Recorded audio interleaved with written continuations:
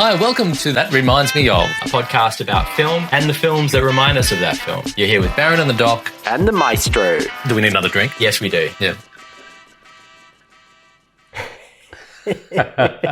Where the hell are we, Baron? We are at a cabin in Not the Woods. Cabin in Not the Woods. Yep. Taking a little sabbatical, both doing some writing or trying to. And we just thought that it might be high time that we did a homework episode. Homework! It's the only time in my life that I've been looking forward to homework. We had to look, yeah, I know, right? We had to look up when we last did a homework episode because I knew it had happened at some point, but could not remember when. Episode 7 was our one and only previous homework episode. And I remember that. It was a rollicking good ride. But this is one I think that's been a long time coming. Yes. So I'm going to cut to it. The film we're talking about today is Oldboy. Not Spike Jonze's Oldboy that I've seen before, but the original Oldboy by director Park Chan-wook. Park Chan-wook. It's not even Spike Lee's Oldboy. Did I say Spike Jonze? You said Spike Jonze. So who's it? Spike Lee? Spike Lee. Oh, jeez. I think the last time we did a Spike episode, I did the same thing. Maybe, but however, you know what? I'm going to let that totally slide because I think the fact that Spike Lee made a remake of Oldboy is a travesty. I'm controversy from the start. I know. Travesty. I have nothing but respect for Spike Lee. Yep. But that film should never be touched by another director. This is a Park Chan-wook film. There's one and only one Oldboy, and that's all that. Anything else is dead to me. Yeah, that's fair enough. But I did watch Spike's version first. Yep. Just because I couldn't find Park Chan-wook's version anywhere. It's nowhere. I looked everywhere. It's still nowhere to be found. I think this was the original homework episode. Mm-hmm. And I could only find Spike Lee's version. Yeah. And I really liked it, I have to say. Well, there you go. So, I know what you mean as a purist, but having, what's his name? Who's the guy in Spike Lee's version? Stop it. He was in another one recently. He's such a physical presence of a man. Yeah. So some of the fight scenes were... I can't live with not being able to remember his name. But yes, most recently, I think we talked about him in Blade Runner 2049. Did we? Yeah. Have we talked about Blade Runner? Yeah, we talked about Blade Runner. Yeah? Yeah. I don't Episode something or other. Blade Runner. Anyway, okay, we're going to have differences of opinion a little bit on the remake, but let's go straight into the original. Firstly, for you, why do you love it so much? Because I know you are very precious about this film. Josh Brolin. Josh Brolin, of course. I saw... When did I see this film? I'm trying to remember when. It came out in 2003, I believe. But I saw it some years later, and I was immediately taken with just how damn creative Park Chan-wook is. And how every element of this film is just a masterclass in how to bring the unexpected to storytelling. Absolutely. And how to give people a ride that doesn't let up and has you guessing the whole way from beginning to end.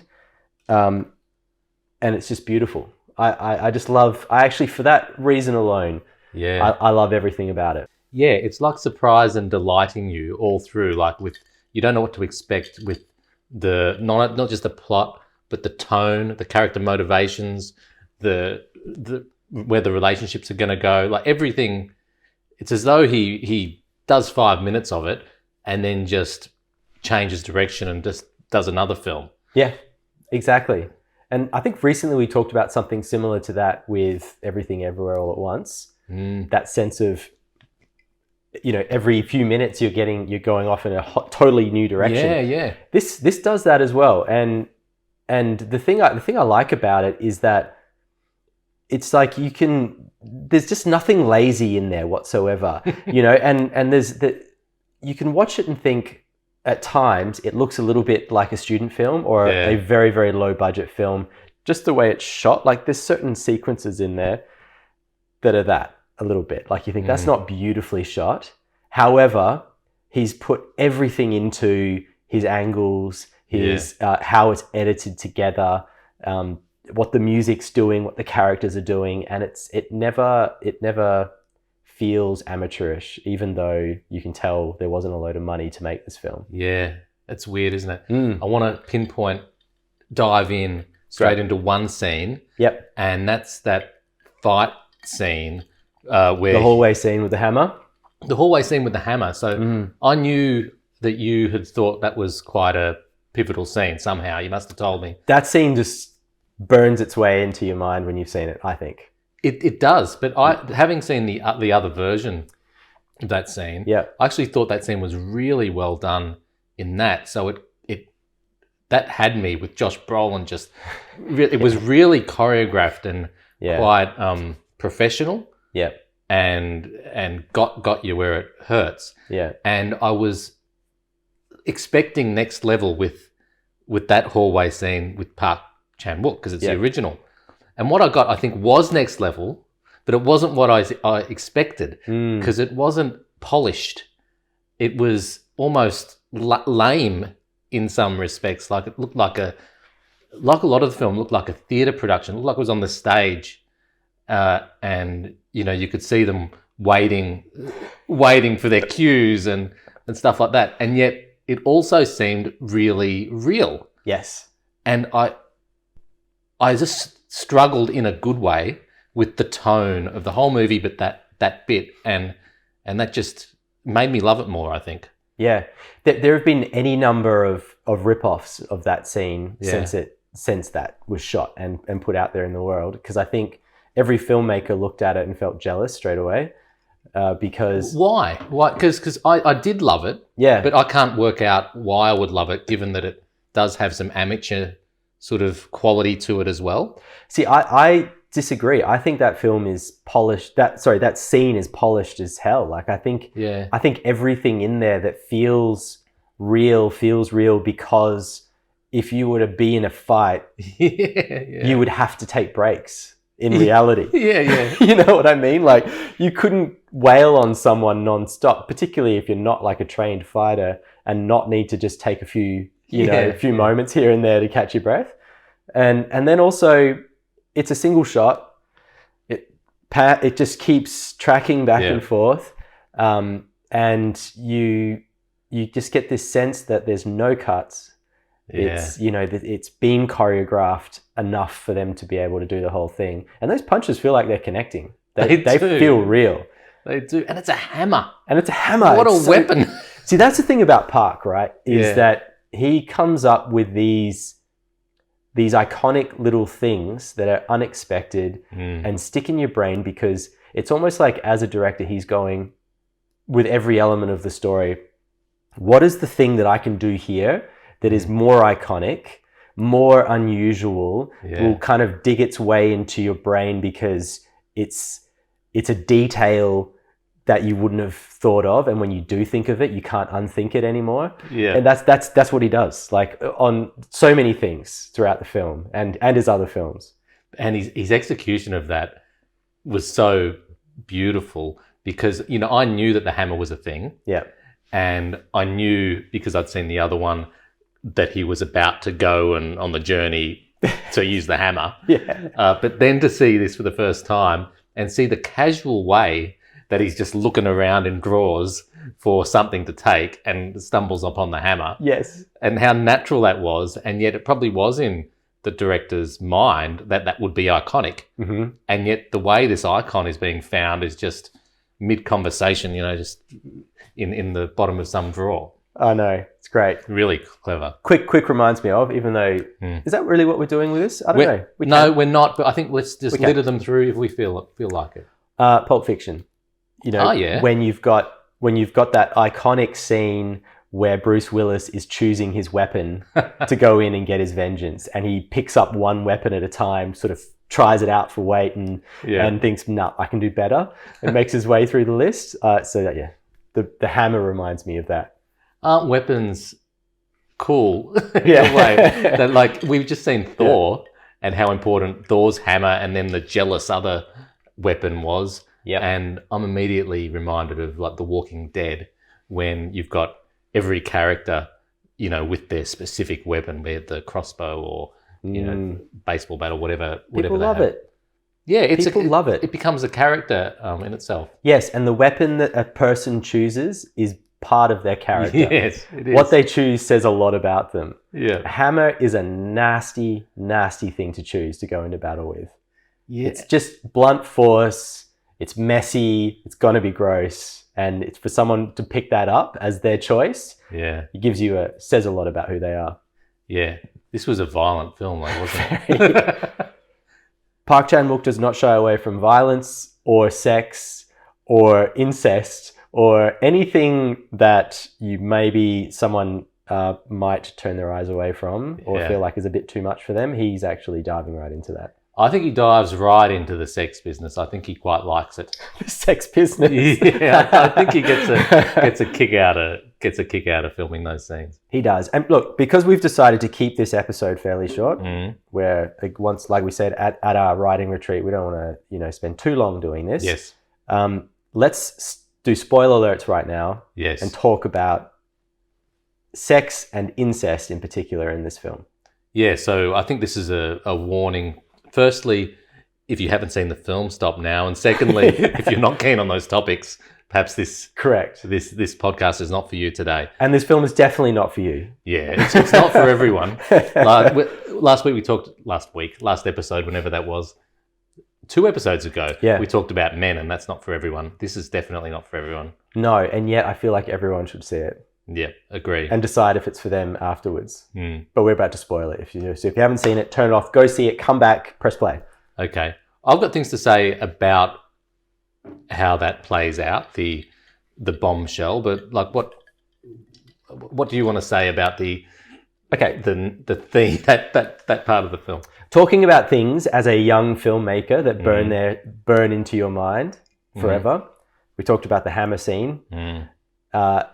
Also, eating the live octopus probably burnt its way into my brain. The next thing that's just obvious about this film is the incest stuff. And it's the great twist at the end of the film where you have basically what's started off as a mystery, find out who's behind this thing that's happened to our main character, who's been, put in prison for so many years, 15 years, I think it was. 15. Not even prison, just in a room without knowing why. Correct. Yeah. Basically a hotel room prison. Yeah. We haven't introduced the movie, have we? But that's okay. Yeah, okay. So he's a bit of a douchebag, this guy, horrible to his wife and daughter, in trouble with the law. Someone kidnaps him, puts him in a hotel prison room for 15 years, 11 of which he just spends going crazy, and the last 4 he spends becoming awesome at boxing, I guess. Everything. Yeah. And has decided he's going to seek his revenge on whoever put him away for 15 years, right? So he gets out. He starts this big mystery thing where he goes on a search where he meets a young woman. They go together to find out who this person is that's put him away for 15 years. Big reveal is, when he finally tracks him down, that the young woman who he's caught up with is actually his daughter, who he's been having sex with this whole time. And the whole thing was set up because our main character outed this dude who's getting revenge on him. Who also had an incest relationship problem with his sister, right? All of that is great. Personally, I thought it was great. I've never seen anything in a film like it before I saw this film. I'm sure there's been other films that have been made, but this was fresh for me when I first saw it. And I couldn't believe that a filmmaker would go there. And I loved that a filmmaker went there. But the clincher is the very, very ending. Oh, wow, yes. Which is where our main character decides to have his memory erased so that he can continue having a relationship with his daughter. That little tiny end scene, so important. That is so important. And it's so important that I don't even want to think about it.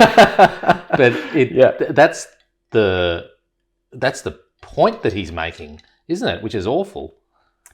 Yes. It's an awful point. That's a worse indictment on men than the men film is. It also made me realize as a filmmaker that you can make a film about an entirely unlikable character and still root for them. Yeah. And then have that come out at the very end, be incredibly uncomfortable, but kind of understand it because of who the character is. Of who the character is, yeah. Yes. Yeah, no, that's true. Yeah. The thing I loved most about that the reveal, not the last one, but the original reveal, was the execution of it. So it wasn't a surprise to me because I'd seen the other one and I knew what was coming. But the photo album, where, you know, it shows firstly him and his wife with the daughter and then gradually see her growing up.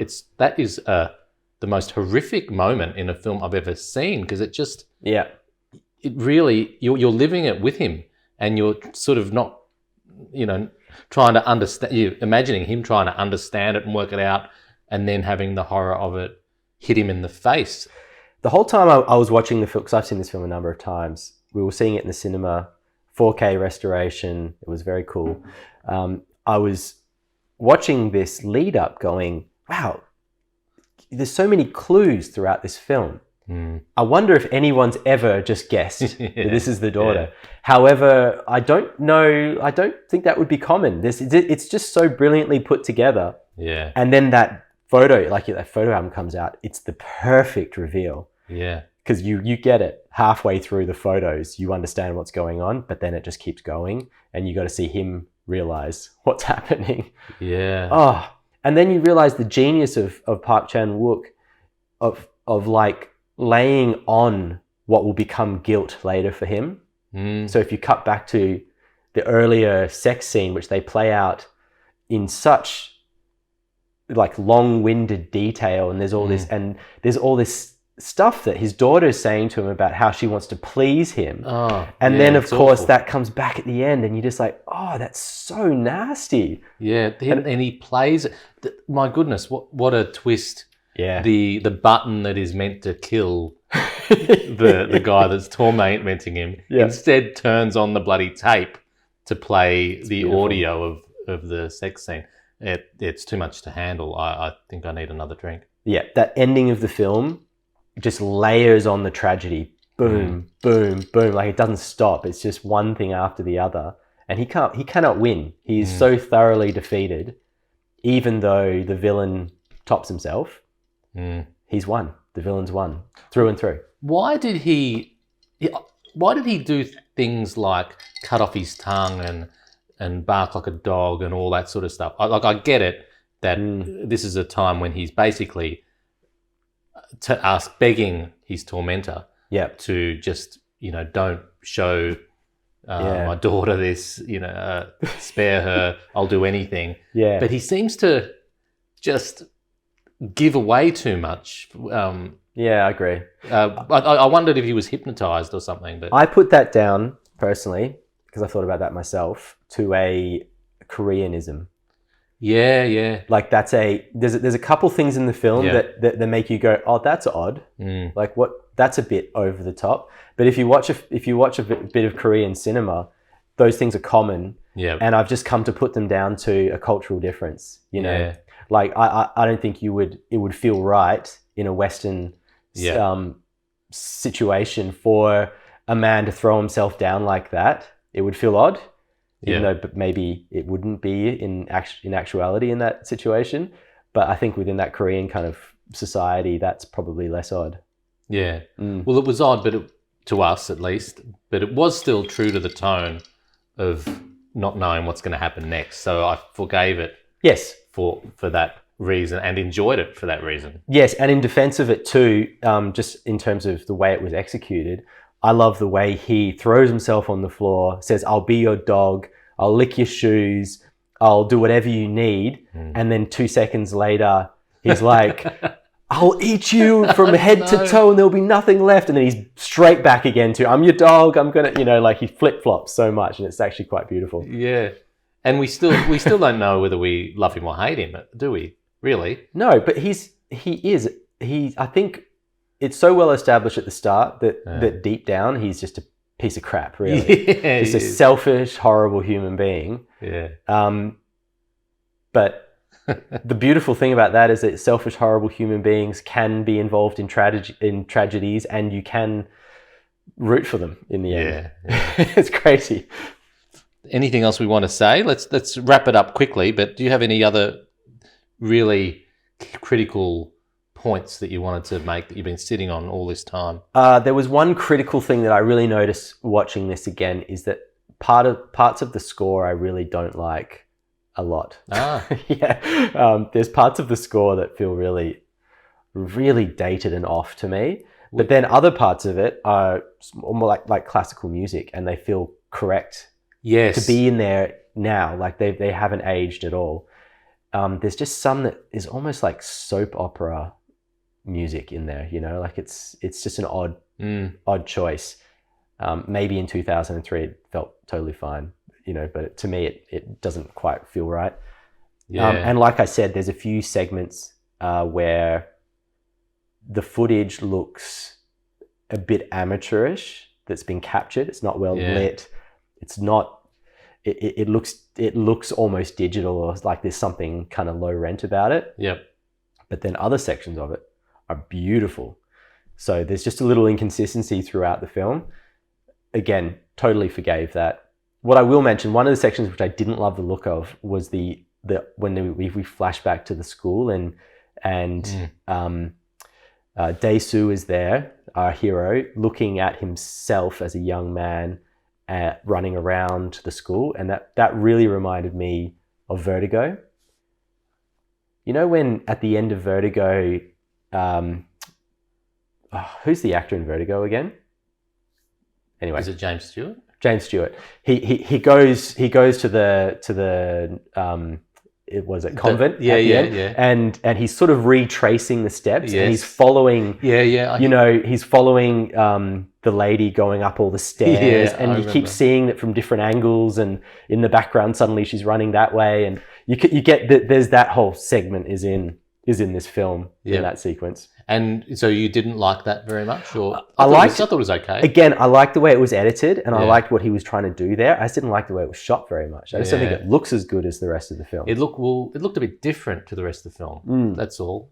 Yeah. I didn't have any problem with it, but it looked different. But I forgave that for it really going into another space and time, and that could have been what it was about. Yeah. You mentioned the music. I didn't notice all the melodramatic soap opera stuff, but I did notice towards the end of the film the use of the classical sort of operatic. It made it feel like great, wasn't it? Like an opera, and it made the whole thing feel like a kind of mythologized it, or made it like a fable or something. It gave it real gravity. Yes. Like a Shakespearean kind of tale. I like that. And it is a tragedy. So yes, I guess that's the connection. It felt like Hamlet. It's a good connection. Totally. Other literary allusions would be to Kafka's Metamorphosis in the train with just a bug sitting there. I have no idea how that related to any part of the film, but it was a bug sitting on a train. It was interesting. And I think that's a clear Kafka nod. I'll have to watch it again to see if that goes any deeper. And I'll have to read some more Kafka to understand it fully. What else? Favorite quotes? I've got one. Oh, please tell me. I've got a favorite quote. Please. When he's just released from his prison, and then he's going to fight people for the first time, and he says, 10 years of imaginary training, is it of any use? It is. It is. That's beautiful, isn't it? It's beautiful. It's so exciting to watch that happen as well. Yeah. I love it.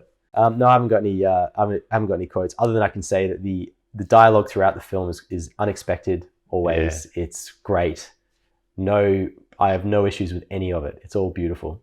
No, it's ludicrous and beautiful and dangerous and horrific and disgusting. Yes, and brilliant. Yes, and interestingly, we watched some commentary from Park Chan-wook, and people were saying they were questioning the incest stuff, sort of like, why would you make it that way? And his response was that his response was that whatever the character in the film thinks doesn't reflect on what the director thinks. It's a character. Yeah, and the story's sick and twisted, and that's what it is. Yeah, I love that response. Go with it. I actually happen to think that he is a little sick and twisted, but that's beside the point. Yeah, because this is the character we're talking about, and it's so much fun to put characters into situations that we don't, that might disgust us or scare us or whatever. But yes, it's interesting to watch. He's definitely fascinated by the darker side of sex and things that people don't want to talk about. Yeah, because if you watch The Handmaiden, it's throughout that as well. And I have seen all of his older works. I don't remember it being as much of a theme, but I'd have to rewatch them to sort of comment on that. Yeah. Decision to Leave is coming out soon. We're going to see it at MIF. Well, is that a good segue into the fact that for the third year running, we will be attending MIF? Don't know, we're going to see one movie or 101 yet. Or no, we'll see a few, but how many episodes we do, I'm not sure. Yeah. But I'm looking forward to it. I'm looking forward to new Park Chan-wook. Yeah. That's going to be great. Well, there's not just that. There's new Ruben Östlund. Yes. Who else is there? I'm sure there's others. We did an episode with Klein. Yeah. I always get his name wrong. What's the film? Klein Crawford? Crawford. There's a new film starring him, same director. I can't remember the director's Well, I name. think he directed the last one as well. Did he? Okay. He was at least involved, but that was... I think I was more a fan of that than you were, but that was one of my top picks for that MIF, so I'm looking forward to that. We'll do that again. Yeah. There's some others. There's some good stuff in there. There is. Well, let's leave it at that. Yep. Wrap it up. We're under 30 minutes for the first time in like a year and a half. Forever. So I'll see you at MIF, Baron. Yep. See you there, Doc. Awesome, man. Hi, welcome to That Reminds Me Of, a podcast about film and the films that remind us of that film. You're here with Baron and the Doc. And the Maestro. Do we need another drink? Yes, we do. Yeah.